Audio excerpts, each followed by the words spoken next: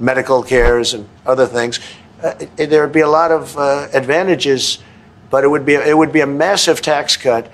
And it's also a beautiful, as a real estate developer, I'm a real estate developer at heart. When you get rid of that artificially drawn line, somebody drew that line many years ago with like a ruler, just a straight line right across the top of the country. When you look at that beautiful formation when it's together, I'm a very artistic person, but when I looked at that beauty, I said that's the way it was meant to be. But I do feel it's much better for Canada, but we're not going to be discussing that unless somebody wants to discuss it.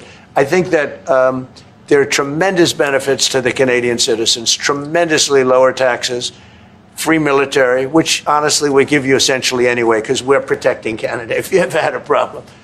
But I think it would really be a wonderful marriage because it's two places that get along very well. They like each other a lot. Well, if I may, as you know from real estate, there are some places that are never for sale. That's true. We're sitting in one right now, Buckingham Palace that you visited as well. That's true. And having met with the owners of Canada over the course of the campaign last several months, it's not for sale, won't be for sale ever. But the opportunity is in the partnership and what we can build together. And we have done that in the past. And part of that, as the President just said, is with respect to our own security. And my government is committed for a step change in our investment in Canadian security and our partnership, and I'll say this as well, that the President has revitalized international security, revitalized NATO, and us playing our full weight in NATO, and that will be part of it. True. And they have, I must say, Canada is stepping up the military participation because Mark knew, they were low and now they're stepping it up, and that's a very important thing. But never say never. Never say never. What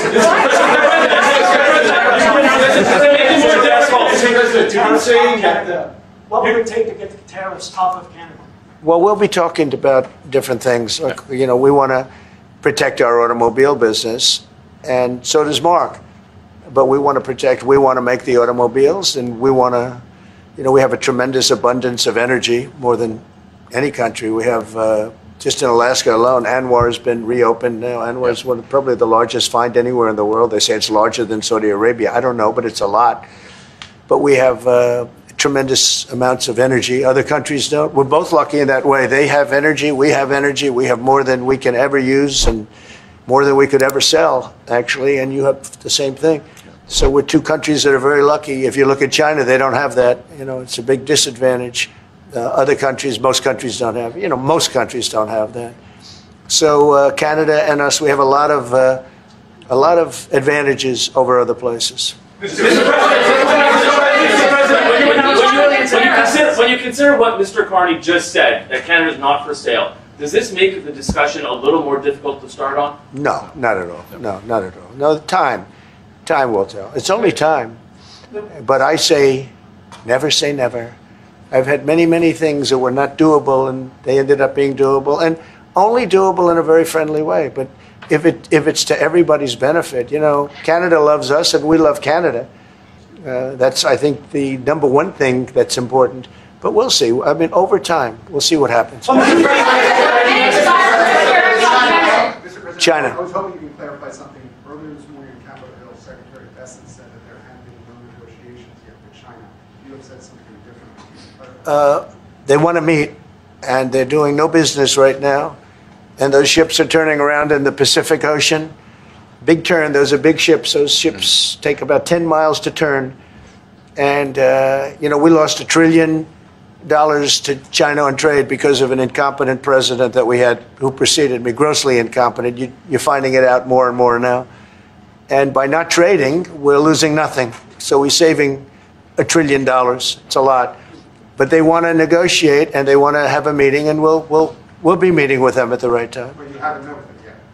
I have not met with them, of course. You would know if I met. I'd tell you. They want to meet, but, we are right now. Look, they're suffering greatly. Their economy is suffering greatly because they're not doing trade with the U.S. And they made most of their money off the U.S. Don't kid yourself. They don't make the money off other countries like this. And we had a trade imbalance, we had a deficit, or they had a surplus, another way of saying it, of more than $1 trillion. Think of it, more than $1 trillion. And because of 145%, that's the only reason, but because of they have now 145% tariff, there's no trading. You can't trade with 145%. We are, therefore, making, in a certain way, I guess, $1.1 trillion. In other words, we're not losing $1.1 trillion. Our deficit is much better. When I started, I say we were losing billions of dollars a day on trade.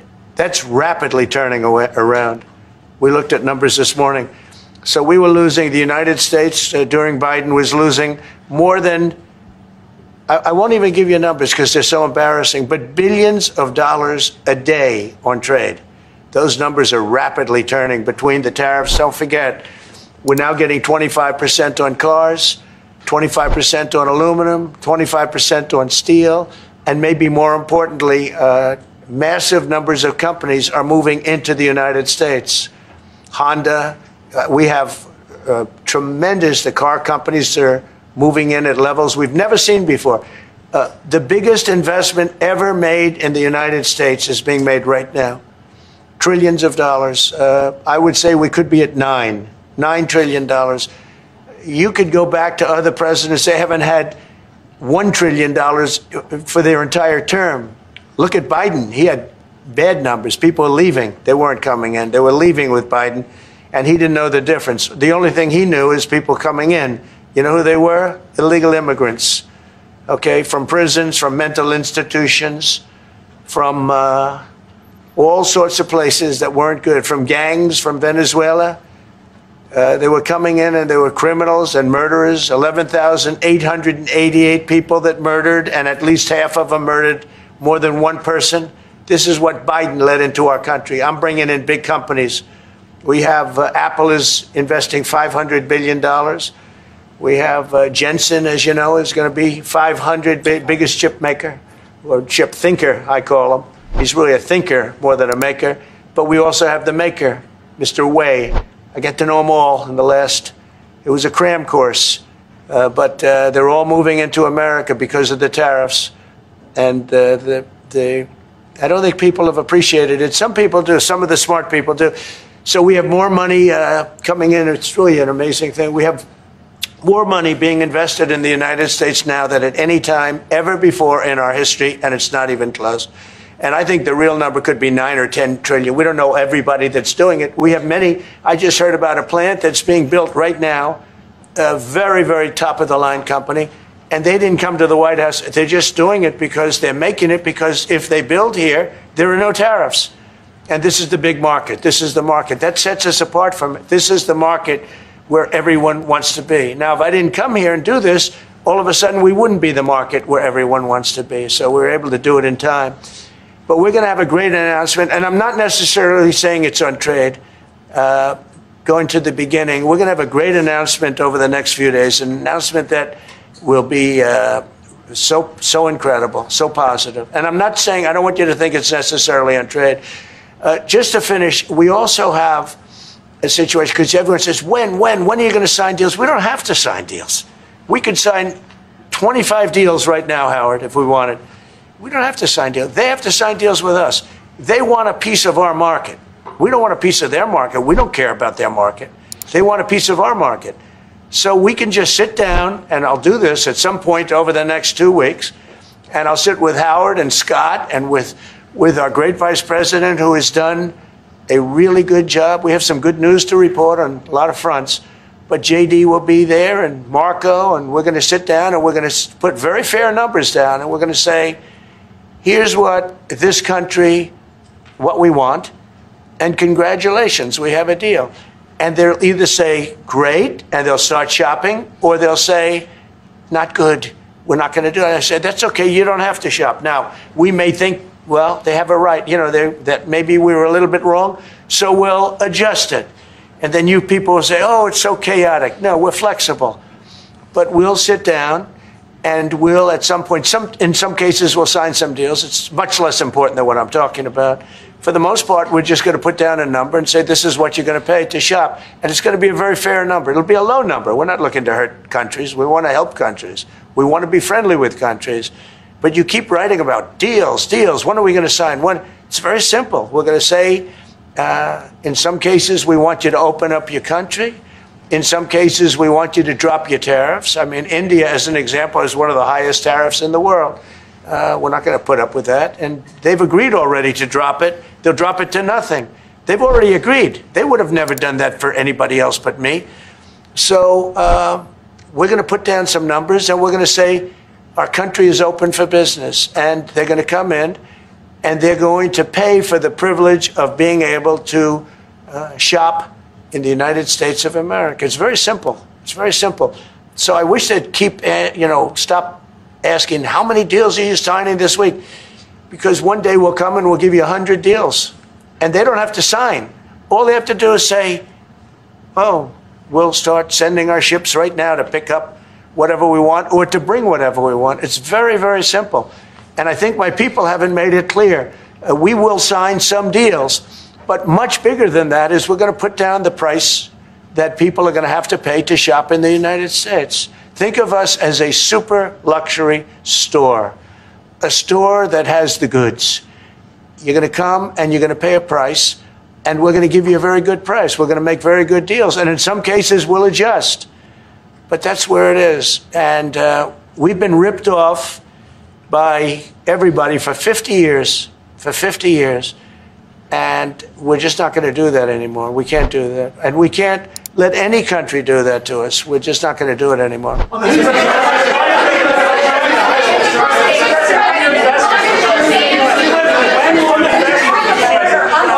Can you tell us a bit more about the deal that you've reached with the Houthis? No, it's not a deal. They've said, please don't bomb us anymore, and we're not going to attack your ships. And where did you hear about that? It doesn't matter where I hear it. The very good source, I could tell you. Very, very good source. Would you say, Marco? I would say pretty good, right, JD? A very good source. No, they don't want to be. They don't want to be. They don't want to be bombed anymore. You know, I sort of thought that would happen. No, behind you, please. Clarifying something you said on USMCA. Is the U.S. prepared to walk away from that pact? From what pact? USMCA. No. It's fine. It's there. It's good. We use it for certain things. It's there. We have the USMCA is a good deal for everybody. I won't say this about Mark, but I didn't like his predecessor. I didn't like a person that worked for. She was terrible, actually. She was a terrible person. And she really hurt that deal very badly because she tried to take advantage of the deal and she didn't get away with it. You know who I'm talking about.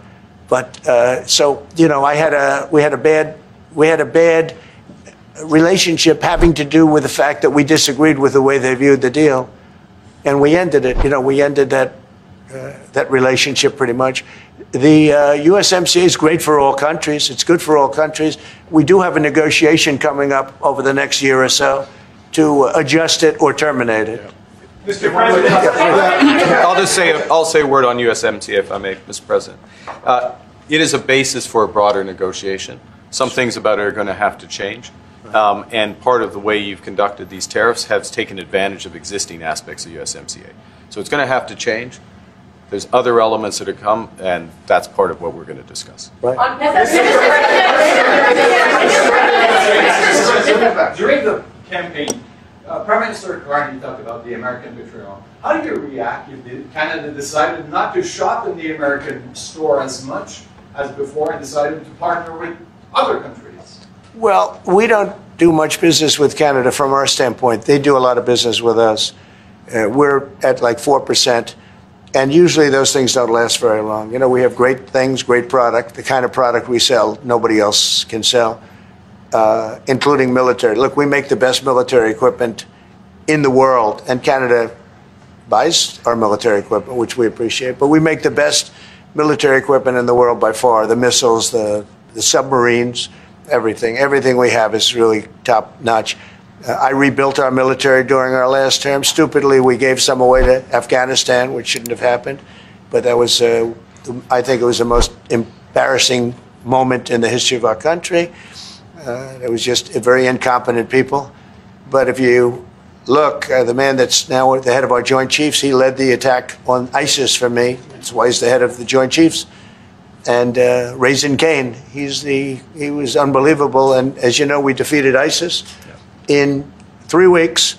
It was supposed to take 5 years. We did it in 3 weeks. And he ran the campaign. I said, I like him. But I knew him before. I went to Iraq, and we agreed to a plan, and that was the plan. And as you know, we did it in record time.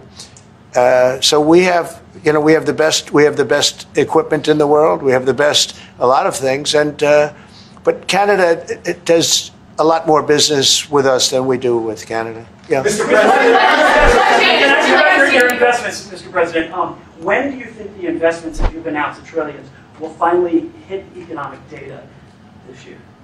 When you're saying about the tariffs? No, about the investments that you've announced. Oh, it's hitting right now. Look, they're already starting AI plants. These are not people that look for financing. That's a good thing. You know, in real estate, you get a site, then you have to look for financing. You have to get your zoning. You know, 5 years later, you start building. You get a bank, then the bank's no good. And these people have massive amounts of cash. The CHIPS Act was a ridiculous thing because that doesn't get them to build. All we did is hand very wealthy companies money. The CHIPS Act that was done by Biden, billions. We give them billions of dollars. They don't even have to do anything with it.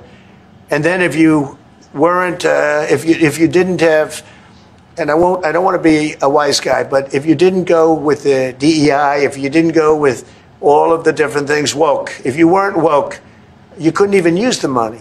You had to have a certain percentage of this and that and that and that. It's impossible to have. The companies actually complained to me. They said they gave me all this money, but nobody can get these people to do anything. I mean, look, President Obama, and if he wanted help, I'd give him help because I'm a really good builder and I build on time, on budget. He's building his library in Chicago. It's a disaster. And he said something to the effect, I only want DEI, I only want woke. He wants woke people to build it. Well, he got woke people, and they have massive cost overruns. A job is stopped. I don't know. It's a disaster. And I don't like that happening because I think it's bad for the presidency that a thing like that should happen. He's got a library that's a disaster. And he wanted to be very politically correct, and he didn't use good, hard, tough, mean construction workers that I love, Marco. I love those construction workers. But he didn't want construction workers. He wanted people that never did it before. And he's got a disaster in his hands, like millions of dollars, many millions of dollars over budget. And I would love to help him with it, or somebody else. I could recommend professionals, but it was not built in a professional manner. By the way, nor was in California a little train going from San Francisco to Los Angeles that's being run by Gavin Newsom, the governor of California. Did you ever hear of Gavin Newsom? He has got, that train is the worst cost overrun I've ever seen. It's like totally out of control. So then they said, all right, we won't go into San Francisco. We'll stop 25 miles short. And we won't go into Los Angeles. We'll stop 25 miles short. It's hundreds of billions of dollars for this stupid project that should have never been built. And then they realized that it would have been a lot less costly if we just gave limousine service back and forth and gave it free. They would have saved hundreds of billions of dollars. They have airplanes that go there for one 100th the cost. And they have cars. They have a thing called the highway that goes back and forth that's not fully utilized. And they got involved with this project. And Gavin, I always liked Gavin. I had a good relationship with him. I just got him a lot of water. I sent in people to open up that water because he refused to do it. And we just got him a lot of water. If they would have had that water, and if they would have done what I said to do, they wouldn't have had the fires in Los Angeles. Those fires would have been put out very quickly.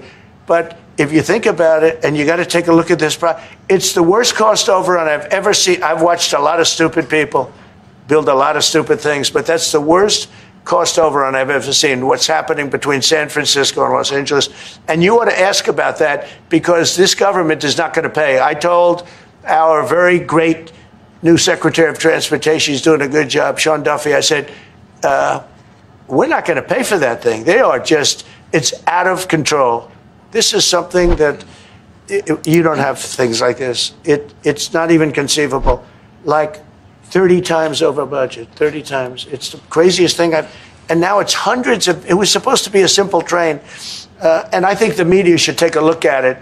And I'd love him to run for president on the other side. You know, I'd love to see that. But I don't think he's going to be running because that one project alone, well, that and the fires and a lot of other things, pretty much put him out of the race. Mr.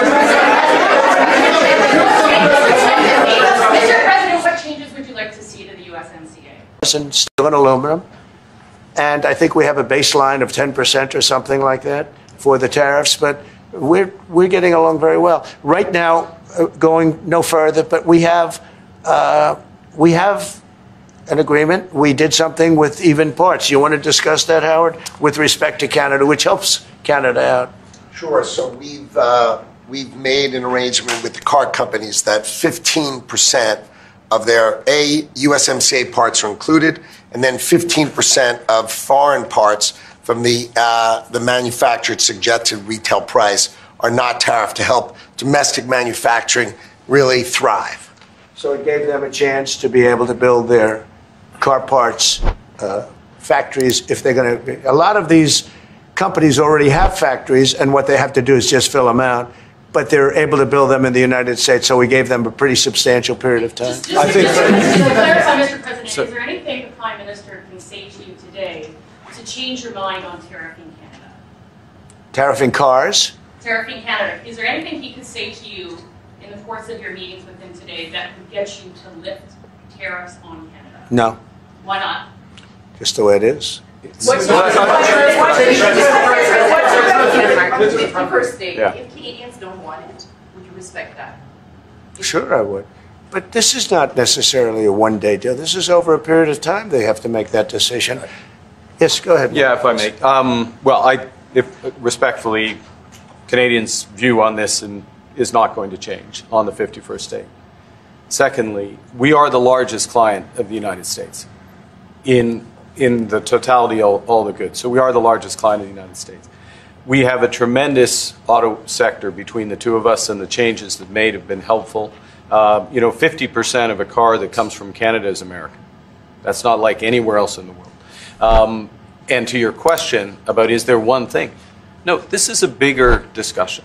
There are much bigger forces involved, and this will take some time and some discussions, and that's why we're here, to have those discussions, and that is represented by who's sitting around the table. See, the conflict is, and this is very friendly. We're not. This is not going to be like we had another little blow up with somebody else. That was a much different.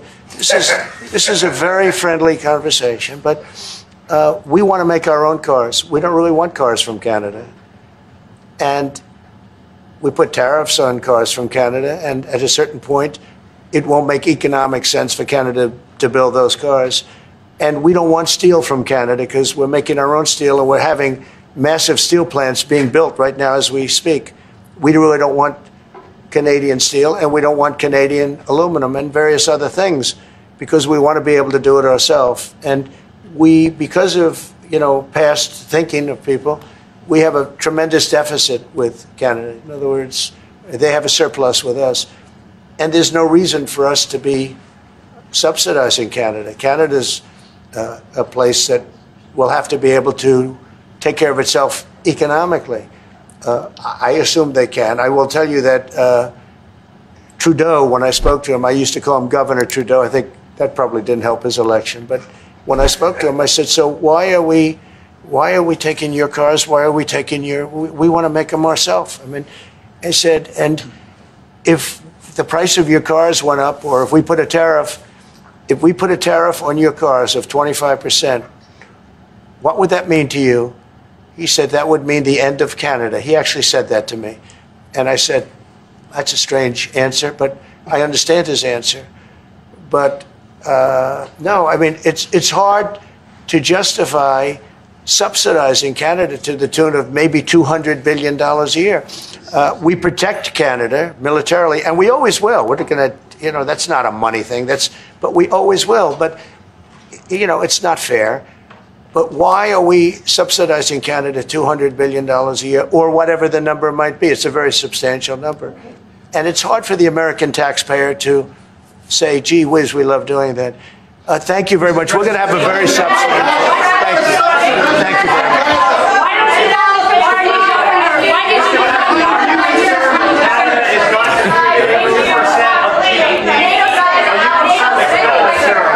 Sir, NATO spending? Do you have how Canada's NATO spending headed out? Thanks, guys. You should deal with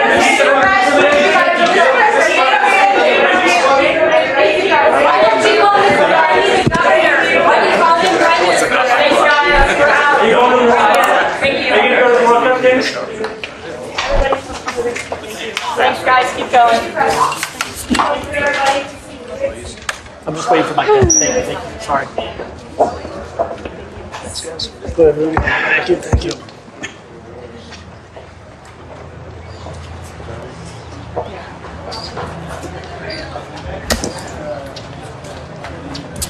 Sorry, you okay? Yeah, all good.